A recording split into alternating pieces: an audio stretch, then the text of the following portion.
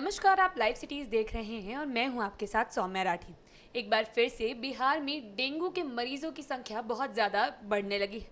अस्पताल में डेंगू के मरीज अब जिस हिसाब से भर्ती हो रहे हैं, लोगों के मन में एक बार फिर से भय का माहौल बनने लगा है। इसीलिए आज हम डॉक्टर राजीव रंजन के साथ बैठे हैं, जिन्हें आप अक्सर लाइव सिटीज़ पर देखते रहते हैं। और डॉक्टर साहब से आज हम जानने की कोशिश करेंगे कि डेंगू में कौन से लक्षण दिखने पर अस्पताल में भर्ती होने की ज़रूरत है, लोगों को पैनिक करने की आवश्यकता क्यों नहीं है। सबसे पहले डॉक्टर साहब नमस्कार, स्वागत है आपका।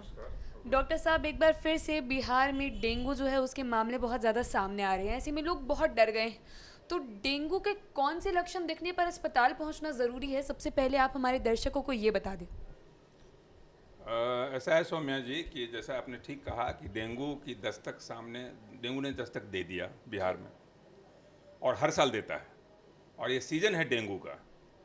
तो ये जानने की ज़रूरत है कि डेंगू 95% केस में सेल्फ लिमिटिंग वायरल बीमारी है, जिसमें अस्पताल जाने की कोई ज़रूरत नहीं है। घर बैठिए, एक सप्ताह के अंदर सारा डेंगू का बुखार खुद ब खुद ठीक हो जाता है। और मैं आपको बताऊं कि डेंगू को WHO ने क्लासिफाई किया है दो तरीके से। पहला नॉर्मल डेंगू, क्लासिकल डेंगू, और दूसरा सीवियर डेंगू। बस पहले 3 क्लासिफिकेशन होता था डेंगू का: classical dengue, dengue haemorrhagic fever और फल्मिनेंट डेंगू। अब उसको घटा करके 2 क्लासिफिकेशन में कर दिया गया, सिर्फ डेंगू और सीवियर डेंगू। सीवियर डेंगू में हॉस्पिटल जाने की ज़रूरत है, जो आप पूछ रहे हैं। लेकिन सीवियर डेंगू सिर्फ 2 या 3% लोगों में होता है, बाकी सिर्फ क्लासिकल डेंगू होते हैं, जो आप घर बैठे ठीक हो सकते हैं। तो डेंगू एक वायरल बीमारी है, फ्लेवी वायरस के ग्रुप की बीमारी है। एक बात आपको मानना पड़ेगा कि डेंगू वायरस के 4 सब टाइप होते हैं: dengue virus 1, dengue virus 2, dengue virus 3, dengue virus 4। इसलिए ये बात जहन में रखनी पड़ेगी आपको कि अगर एक बार डेंगू की बीमारी हुई तो दूसरे साल भी आपको डेंगू हो सकता है, क्योंकि 4 सब टाइप्स आपको अदल बदल के होते रहेंगे।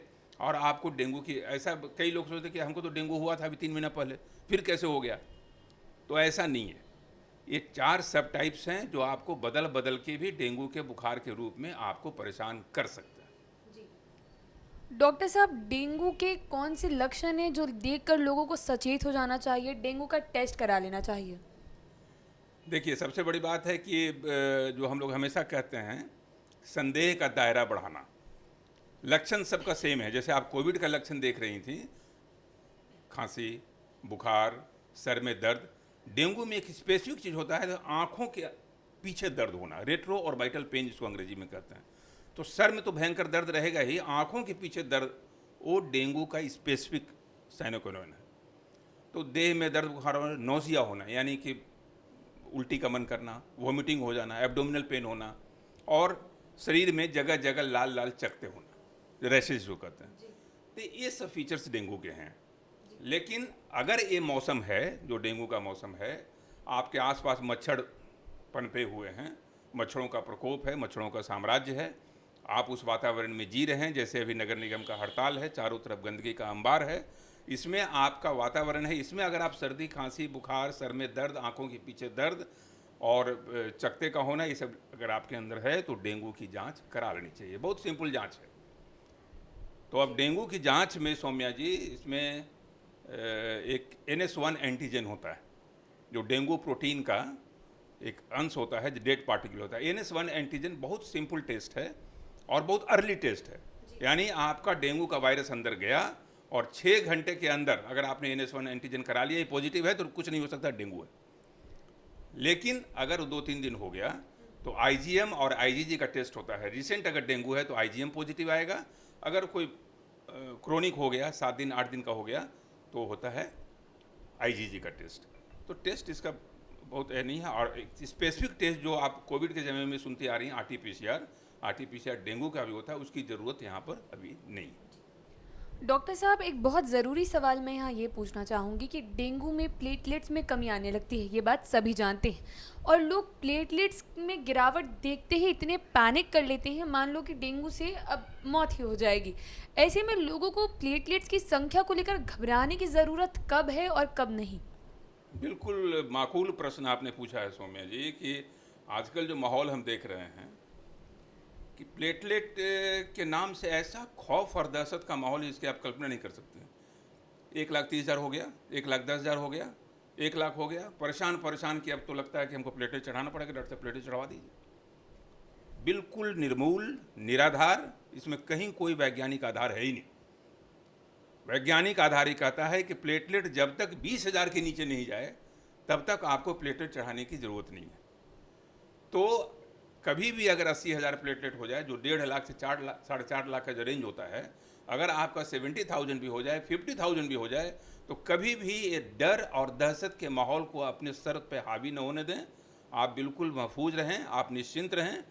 हाँ, कॉशस रहें। अगर कहीं ब्लीडिंग हो जाए, आपका ब्लड प्रेशर नीचे गिर जाए, क्योंकि ब्लड प्रेशर इसमें प्लाज्मा लीकेज होता है, हाइपोवोलेमिया होती है, तो अगर आपका ब्लड प्रेशर गिर रहा है नीचे, पल्स वॉल्यूम आपका कम हो रहा है, चक्कर आ रहा है, उल्टियाँ हो रही हैं, तो आपको हॉस्पिटल जाना चाहिए ताकि आपका हाइड्रेशन मेंटेन रहे। इसमें हाइड्रेशन मेंटेन रहना बहुत ज़रूरी है, यानी पानी की कमी नहीं होनी चाहिए। लेकिन प्लेटलेट के लिए एक खौफ और डर के माहौल को बिल्कुल ख़त्म करना ज़रूरी है। इसमें आपके चैनल के थ्रू हम सामान्य जनता से आग्रह करेंगे कि प्लेटलेट जब तक 20,000 के नीचे न हो, इसे चढ़ाने की कभी भ्रांति न करें।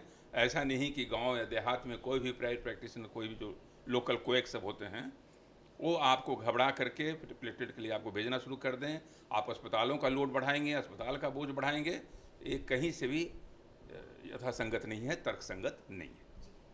डॉक्टर साहब, अब इस वीडियो के लिए आखिरी और शायद सबसे ज़रूरी सवाल मैं यही पूछना चाहूँगी कि डेंगू का नाम सुनते ही जो लोग नीम हकीमों के चक्कर में पड़ जाते हैं, उनसे आप क्या कहना चाहेंगे? नीम हकीम तो कहावत ही है, नीम हकीम खतरे जान। तो नीम हकीम का जहाँ सवाल आया वहाँ खतरा तो आ ही गया। तरह तरह की भ्रांतियाँ, तरह तरह के चीज़ होते रहते हैं। इसलिए सौम्या जी, सिर्फ पैरासीटामोल का सेवन कीजिए। बुखार हो जाए, दर्द की दवाई नहीं लेनी है। पहला देखिए, पहला मूल मंत्र आपके चैनल पे मैं देना चाहता हूँ कि अगर डेंगू पॉजिटिव आ गया, भूल के भी डाइक्लोफेनेक का कोई भी दर्द की दवाई न ले, क्योंकि दर्द की दवाइयों में प्लेटलेट घटाने की ज़बरदस्त क्षमता होती है। एंटी प्लेटलेट वगैरह वो काम करता है, तो उसमें ब्लीडिंग वगैरह की टेंडेंसी बढ़ जाएगी। तो इसलिए एक ही दवाई है मूल मंत्र, पैरासीटामोल, वो बराबर लिबरल लेते रहिए।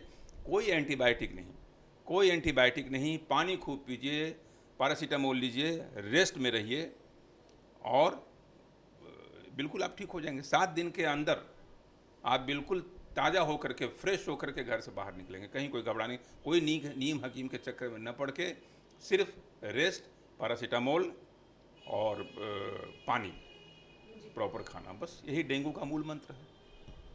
उम्मीद करती हूँ कि डॉक्टर साहब ने जो कुछ बताया है, उन सारी बातों को आप लोगों ने ठीक तरीके से सुना और समझा होगा। और ये हम अक्सर आपको हमारे चैनल के थ्रू समझाते ही रहते हैं कि अगर कोई बीमारी है तो डॉक्टर से सलाह मशवरा लें, ना कि नीम हकीम के चक्कर में किसी भी पत्ते को जूस बनाकर पी जाए। इसी के साथ बहुत जल्द मुलाकात होगी लाइव सिटीज़ की अगली एक वीडियो में। तब तक के लिए अगर आप इस वीडियो को फेसबुक पर देख रहे हैं तो चैनल को सब्सक्राइब करें, फेसबुक पर देख रहे हैं तो पेज को लाइक करें, और लाइव सिटीज़ को आप ट्विटर पर फॉलो भी कर सकते हैं। धन्यवाद।